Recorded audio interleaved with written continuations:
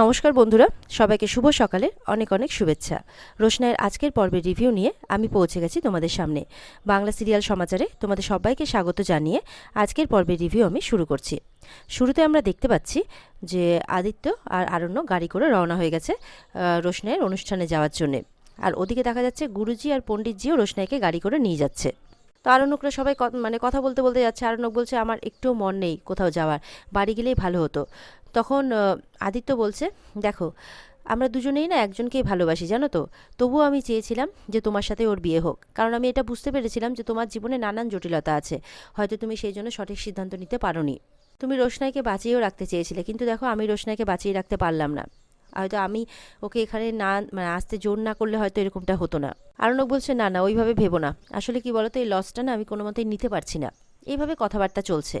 দেখা যাচ্ছে রোশনাইয়ের গাড়ি আর আরণ্যকের গাড়ি একদম পাশাপাশি। রোশনাই তো এবার মুখটা ঢেকে নিয়েছে ভালো করে। আরণ্যক আদিত্য বলছে, ওই দেখো ওই মেয়েটাই মনে হয় পারফর্ম করতে যাচ্ছে। আরণ্যক বলছে, আমি কারো দিকে দেখতে চাই না। আরণ্যক মুখটা ঘুরিয়ে নিয়েছে, বলছে রোশনাইয়ের মুখটা দেখার পর আর কারো মুখ দেখার আমার ইচ্ছা নেই। এদিকে তো তনুশ্রী গরিমা বাড়িতে সবাই রেডি হয়ে গেছে যাওয়ার জন্য অনুষ্ঠানে, কিন্তু গরিমা রেডি হয়নি। তাই গরিমাকে বলতে এসেছে, ওমা তুমি রেডি হওনি কেন? গরিমা তো বলছে আমি যাব না। এদিকে গরিমাকে মানানোর চেষ্টা করছে, চলো আমরা যাই, সবাই মিলে দেখে আসি। বলে, না আমার মা কাস্টাডিতে আছে, তোমরা আমাকে যেতে বলছো, কি বলছো এসব? তখন আরণ্যকের বাবারাও চলে আসে, বাবার রাজা বলছে, কি তোমরা এখনো রেডি হওনি? বলে, এই যে দেখো না গরিমা যাবে না বলছে। বলছে, ওদিকে তো দেখা যাচ্ছে সবাই যাচ্ছে বাড়ির। বলে, সে কি আমার শাশুড়িরাও যাচ্ছে জানোই? বলছে, হ্যাঁ তোমার শাশুড়ি, শ্বশুর, তারপরে ওদিকে ছোটু, ওদিকে আবার মিনি, লালন, সবাই যাচ্ছে শুনছি। তখন বলছে, বাবা এই তো শোকে নাকি পাথরে ভেঙে পড়েছিল, এখন আবার ওখানেও যাচ্ছে প্রোগ্রামে? বোঝা যায় না এদেরকে কিছু দেখে। তখন আরণ্যকের বাবা বলছে, আচ্ছা আমরাই বা যাচ্ছি কেন বলো তো? তনুশ্রী বলছে, ওই যে একটা কৌতূহল, একটা মেয়ে নাকি মুখ ঢেকে নাচবে, সেটা দেখার কৌতূহলে যাচ্ছি। তারপর বাদশার খোঁজ খবর করছে ওর বাবা, যে ও কোথায়, সকাল থেকে দেখছি না। তো জাহ্নবী বলছে, কে জানে কোথায় গেছে। বলছে, যবে থেকে আশ্রম থেকে ফিরেছে, এটা বুঝেছে যে রোশনি আর বেঁচে নেই, তবে থেকে উদাস হয়ে ঘুরে বেড়ায়। বলছে, দেখলে না গোত্র নিয়ে কেমন করলো। তখন গরিমা বলছে, তারপরেও আমাকে তোমরা এখানে থাকতে বলছো, আমার মা ফিরুক না, তারপরে দেখো আমি এটা নিয়ে একটা সিদ্ধান্ত নিয়েই ছাড়বো। তনুশ্রী বলছে, গরিমা তোমাকে কোনো সিদ্ধান্ত নিতে হবে না, দেখো সব কিছু আস্তে আস্তে ঠিক হয়ে যাবে, তুমি একটু সময় দাও। আর মেয়েটা তো এখন সরে গেছে, ও তো আর কোনোদিনও ফিরে আসবে না। বলে, দেখো তোমাকে আমরা তো অনেক কিছু সহ্য করতে বলেছি, আর তুমি সেগুলো মুখ বুঝে সহ্যও করেছো, কারণ তুমি বাচ্চাকে ভালোবাসো। তো আর একটু সহ্য করে নাও, দেখবে সব ঠিক হয়ে যাবে।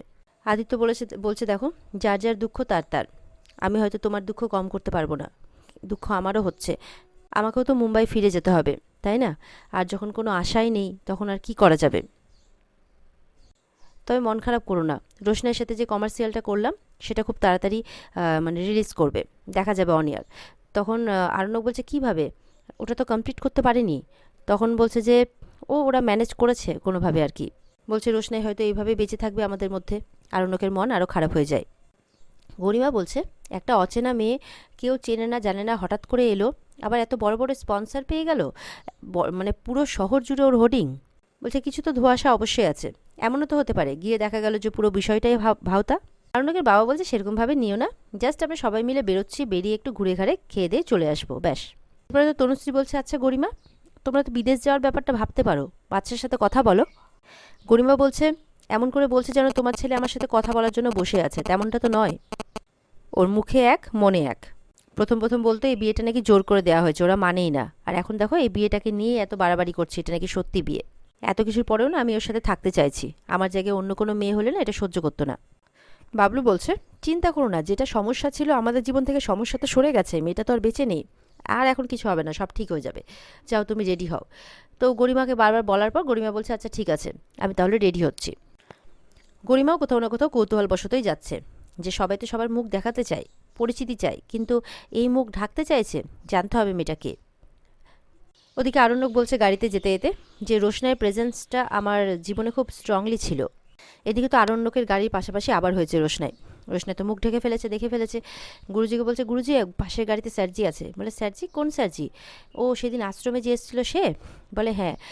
তখন বলছে যে, দেখো প্রোগ্রামে কিন্তু আমি আমার মেয়ে বলেই তোমাকে পরিচিতি দেব, তোমার কোনো ইয়ে নেই তো, আপত্তি নেই তো? তখন বলছে, না না গুরুজি, কিসের আপত্তি, আপনি তো আমার বাবার মতোই, আর কোনো বাবাই এমন কাজ করতে পারে। আমার বাবাও নিশ্চয়ই আপনার বয়সী হবে, আর ওনার সাথে আমার খুব তাড়াতাড়ি দেখা হবে। সাধু বাবা তখন বলছেন, নিশ্চয়ই হবে, তুমি তোমার পারফরমেন্সটা ভালো করে করো। সাধু বাবা বলছেন, আর ওখানে অঞ্জন প্রসাদও আসবে। ওনাকে বলা হয়েছে যে উনি সম্বোধন মানে তোমাকে সম্মানটা দেবেন আর কি, মানে তার হাত থেকেই তুমি সম্বর্ধিত হবে। এদিকে পণ্ডিতজিও বলছেন যে বহু বছর পরে ওনার সাথে মানে ওর সাথে আমার দেখা হবে, মুখোমুখি হব আমরা। এবার রোশনাই বলছে আমার তো খুব নার্ভাস লাগছে। তখন সাধুবাবা বলছে নার্ভাস হয়েও না, শুধু তোমার পারফরমেন্সটার দিকে নজর রাখো। তারপরে তারা পৌঁছেও যায় কথা বলতে বলতে। পেছন পেছন আরণ্যকদের গাড়িও পৌঁছে যায়। আর এদিকে দেখা যাচ্ছে ভেতরে লালন, মিনি সবাই চলে এসেছে। মিনি বলছে জানিস ও আমাকে আজকে ট্যাক্সি করে নিয়ে এসছে। তখন আরণ্যক বলছে তুমি আমাকে ফোন করতে পারতে, আমার গাড়িতে চলে আসতে। তখন লালন বলছে যে না, তোমার বোনের একটা সম্মান আছে না, সেটা আমি কখনো নষ্ট করব না। তাছাড়া আমি একা আসিনি, সবাইকে নিয়ে এসেছি। তখন আরণ্যক বলছে যে সত্যি লালন, তুমি একদম অন্যরকম। এদিকে ছোটু, মাধবীলতা, বড়দা, বড় বৌদি সবাই চলে এসেছে। তো এদিকে তো ঢুকে যায় মানে অডিটোরিয়ামের মধ্যে সবাই। তারপর মিনিকে ছোট বলছে তোমার মন খারাপ? বলছে মন খারাপ তো থাকবেই বলো, কিন্তু জানো আমি ঠাকুরের কাছে রোজ প্রে করি যে রোশনাই যাতে ফিরে আসে। আর ওদিকে মাধবীকে বলছে শোনো মাধবী পিসি, তুমি না খুব ভালো, তবে তুমি কতদিন আর ছোটোর সাথে ঘুরে বেড়াবে, বাড়িতে চলে এসো না তাড়াতাড়ি করে, তাই বলছে।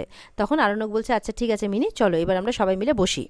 এদিকে গরিমা বলছে তনুশ্রীকে, জানো তো আমার মাকে না ওদিকে ছেড়ে দিয়েছে, কেসটা চলবে কিন্তু জামিন পেয়ে গেছে, তাই আমি বাবাকে বলেছি মাকে এখানেই নিয়ে চলে আসতে সরাসরি। এদিকে রঞ্জন প্রসাদ মানে যাকে আমরা সবাই রঞ্জন বলে চিনি, সে চলে আসে। আর গরিমা তো গুরুজি বলে মানে প্রণাম করতে গেছে আর কি। ওদিকে আদিত্য বলছে ওই দেখো রঞ্জন প্রসাদ। তখন আরণ্যক বলছে আর ভেবে কি হবে, আমরা তো কত কি করবো ভেবেছিলাম, যার জন্য ভেবেছিলাম সেই তো আর নেই। আদিত্য বলছে চাইলেও কিছু প্রমাণ করতে পারবো না, আমরা বললে উল্টে আমাদেরকেই অনেক কিছু বলবে, উল্টো চার্জ দেবে। আরণ্যক বলছে সত্যি কত কিছু প্রমাণ করা হলো না। গরিমা বলছে খুব ভালোই হয়েছে যে আপনি এখানে আছেন, জানেন তো আমার মা আজকে জামিনও পেয়ে যাচ্ছে, তবে এখানে আসার ইন্টারেস্টটা পাবে যখন মা জানবে যে আপনি এখানে আছেন, আমি ফোন করে মাকে জানাচ্ছি। রঞ্জন প্রসাদকে বলছে, মানে বলছে অঞ্জনকে, কিন্তু সবাই তো জানে ইনি রঞ্জন। তারপর বলছে যে এখানে কোন একটা মেয়ে নাচবে নাকি নয়নতারা, তুমি চেনো? বলে না গুরুজি, আমিও শুনিনি। বলছে হঠাৎ এত মেয়েটিকে নিয়ে মাতামাতি, সেটা বুঝতে পারছি না। গরিমা বলছে আপনি কি করছেন এখানে? বলছে মেয়েটিকে সম্বর্ধনা দেব। আরণ্যকের বাবা এদিকে বলছে নমস্কার গুরুজি, কেমন আছেন? বলে আরে নমস্কার নমস্কার, আজকে তো পুরো ফুল হাউস, কেমন আছেন? এদিকে মিষ্টু বলছে দুষ্টুকে, মেয়েটার কপাল আছে মানতে হবে, আসবো না করে দেখ আমরা সবাই এসেছি। দুষ্টু বলছে হ্যাঁ বললো আসতে, তাছাড়া বাড়িতে কি করতাম একা থেকে, আর ফাঁকাই তো ছিলাম। তখন মিষ্টু বলছে তোর ডক্টর যদি জানতে পারে? বলে কি হয়েছে, 7 দিনের বেড রেস্ট দিয়েছিল, কমপ্লিট হয়ে গেছে। তখন বলছে যে তবু একবার রুটিন চেক আপে আসা উচিত ছিল। তখন বলছে ফোন কর না এতবার বলছিস যখন।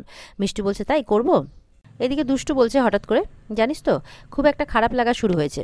মিষ্টু বলছে কার জন্য, ডক্টরের জন্যে? বলছে না, রোশনাইয়ের জন্যে। বলছে মেয়েটা মারা যাওয়ার পর না একটা অদ্ভুত কষ্ট হয় ওর জন্য, জানি না কেন। মিষ্টু বলছে আসলে তুই প্রেমে পড়ছিস তো তাই। বলছে কাউকে ভালোবাসলে যদি কারোর প্রতি ফিলিংস এইভাবে বাড়ে তাহলে ক্ষতি কি আছে? আর তাছাড়া মেয়েটার সাথে তো আমরা কম অন্যায় করিনি, কম অসম্মান করিনি, কিন্তু মেয়েটা তো আমাদের জন্য অনেক কিছু করেছে। মিষ্টু এখনও একই রকম রয়ে গেছে। মিষ্টু বলছে তুই চুপ করবি দুষ্টু। মিষ্টু আর সহ্য করতে পারছে না এগুলো কথা। এদিকে তো তনুশ্রীরা বলছে দেখো প্রোগ্রাম এখনো শুরুই হয় না, কি যে এমন নাচবে, তার জন্য নাকি আমরা সবাই এসেছি। যাই হোক আমরা তো গরিমার মনটা ভালো করতে এসেছি। আরণ্যকের বাবা বলছে হ্যাঁ দেখো ওদিকে বাদশাহ এসছে, কিন্তু একবারও আমাদের কাছে এসে বসছে না। বলছে এটা খুব এম্বারেজিং। তখন তনুশ্রী বলছে কি বলবো বলো তো, বাদশাকে বলে বলে না আমি টায়ার্ড হয়ে গেছি, আর ভালো লাগছে না।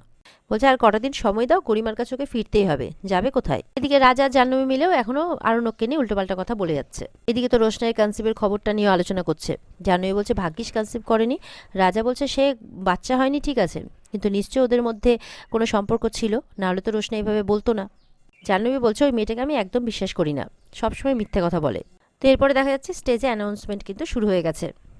বলছে আমরা আমাদের মঞ্চে এমন একজনকে আজকে পেয়ে গেছি যার প্রতিভার জন্যে, অসম্ভব সুন্দর প্রতিভার জন্য অনেক নামি দামি শিল্পীর, নামি দামি মানুষের মানে উনি আশীর্বাদ পেয়েছেন।